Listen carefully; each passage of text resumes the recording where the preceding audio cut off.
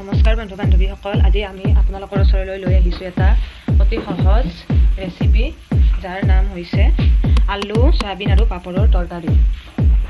এই ৰেচিপিটো বনাবৰ বাবে আমি লৈছোঁ আলু টুকুৰা টুকুৰ কৰি কাটি লৈছোঁ, এয়া পাপৰ লৈছোঁ, সয়াবিন লৈছোঁ, বিলাহী লৈছোঁ দুটা কাটি, আদা নহৰু কটা লৈছোঁ, পিঁয়াজ লৈছোঁ, কেইটামান কেঁচা মটৰ লৈছোঁ, এটা কেঁচা জলকীয়া লৈছোঁ, অলপ ধনিয়া লৈছোঁ আৰু বাকী মছলাখিনি আমি যেতিয়া দি যাম তাৰ লগে লগে হৈ যাম। প্ৰথমতে আমি পাপৰকেইখন ভাজি ল'ম।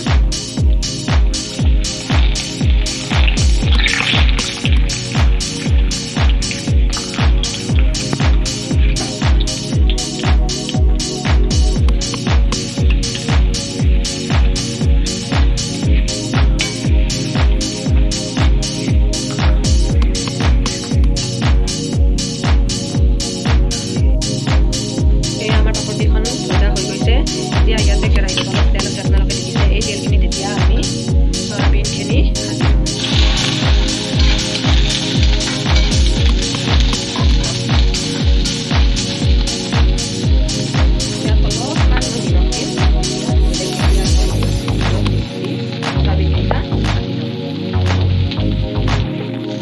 আমাৰ চয়াবিনকেইটা হৈ গৈছে, দেখিছে আপুনি ৰঙা ৰঙা হৈ গৈছে। এতিয়া আমি এইকেইটা নমাই দিম।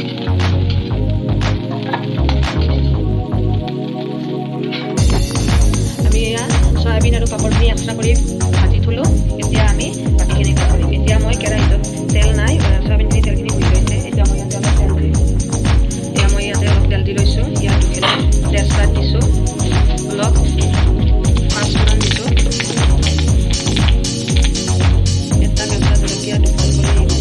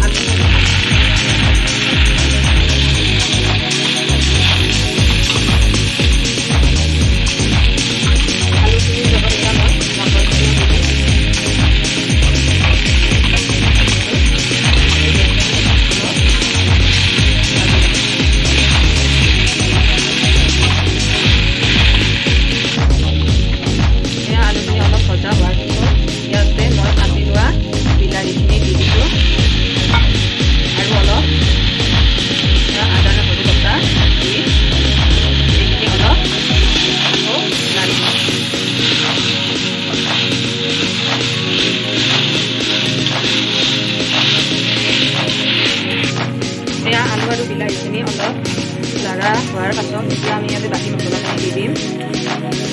সোৱাদ অনুসৰি নিমখ দিব, অলপ জিৰাৰ গুড়া, অলপ ধনিয়াৰ গুড়া,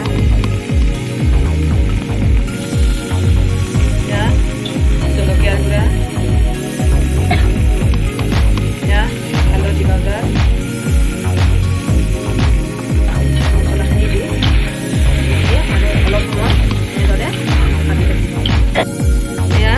বিলাহী মটৰ আৰু আলুখিনি ধুনীয়াকৈ মছলাৰ লগত লগ হৈ গৈছে। এতিয়া মই ইয়াত আমি আগতে যে ভাজি থৈ দিছিলোঁ চয়াবিনখিনি দি অলপ সময় আকৌ লাৰি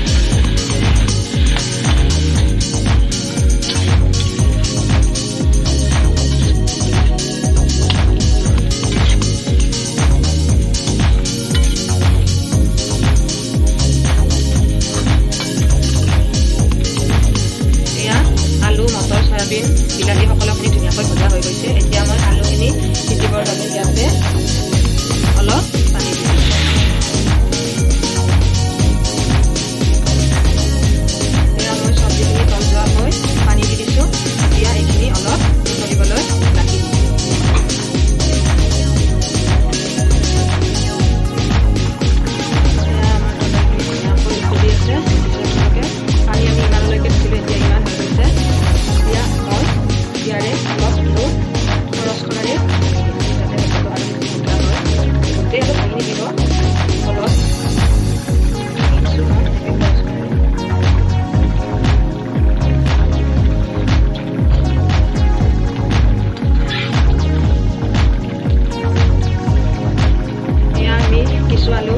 দিছোঁ আৰু কিছু গটাগটি কৰি থৈ দিছোঁ।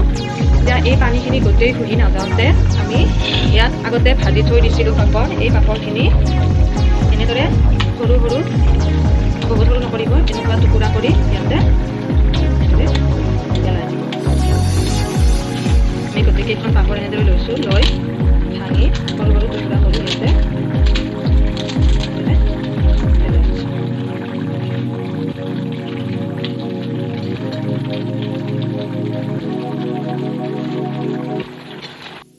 আমাৰ তৰকাৰীখিনি হৈ গৈছে। ইয়াতে এইবাৰ শেষত মই অলপ গৰম মছলাৰ গুড়ি দি দিছোঁ আৰু আমি কাটি থোৱা কেঁচা ধনিয়াখিনি দি এইখিনি এবাৰ লৰাই দিছোঁ। আমাৰ পাপৰ, আলু, চয়াবিনৰ তৰকাৰী